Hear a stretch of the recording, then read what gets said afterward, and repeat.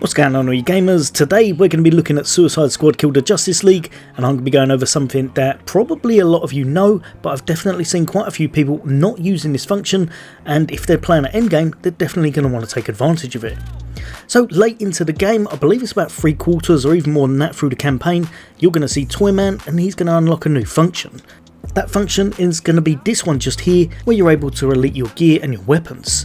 This is 100% needed if you're going to be doing some of the late game stuff like the Finite Crisis, because once you start hitting those high mastery levels, things can get very difficult. Now, the reason this is so good and that you should be taking advantage of it, if you click on Toyman and you go to modify your weapon, say for example you've just got one of your standard weapons, so say we've got this one just here, the hole-in-one for the SMG, I'm going to modify it and you'll be able to pick from one of these three categories. You can have the green, the blue or the purple, usually being the most powerful one you want to adapt, and you'll be able to modify this randomly, or of course you can go into the totes function and you can pick which one you want to try and aim for. This is absolutely amazing if you're trying to make a powerful build and you want something that's going to help you even more. Say for example I wanted to get more crazed damage, then I'm going to pop down to here and I'm going to equip it from there.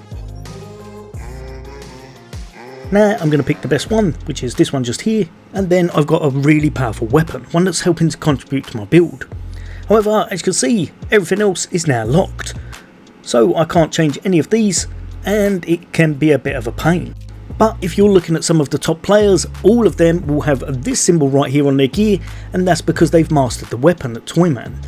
Everyone should be doing that if they want to be spending quite a bit of time in this, especially if they're thinking about doing seasonal content, because it's going to help you to boost your damage, boost your survivability, and just get you a much better build in general overall. So what Eltin actually does, you're going to click on it, say for example after a shield change, I can now go over to something I want to modify. Again, I'm going to click on it, I'm going to elite it, that weapon's now been elited as you saw, and we're going to go straight over to modifier. Now, rather than it just being the one and the rest of them being locked, you can click on whichever one you want, activate your totes. I would highly recommend this each time. Go through which one you want, exactly the same again, pick the best one you found, but now nothing's locked and you can do it to the other two as well. So if I wanted to keep that one, I'd keep it, but say I wanted to change the blue one, I'd activate totes again and just give myself whatever I'm after. For example, that one just there.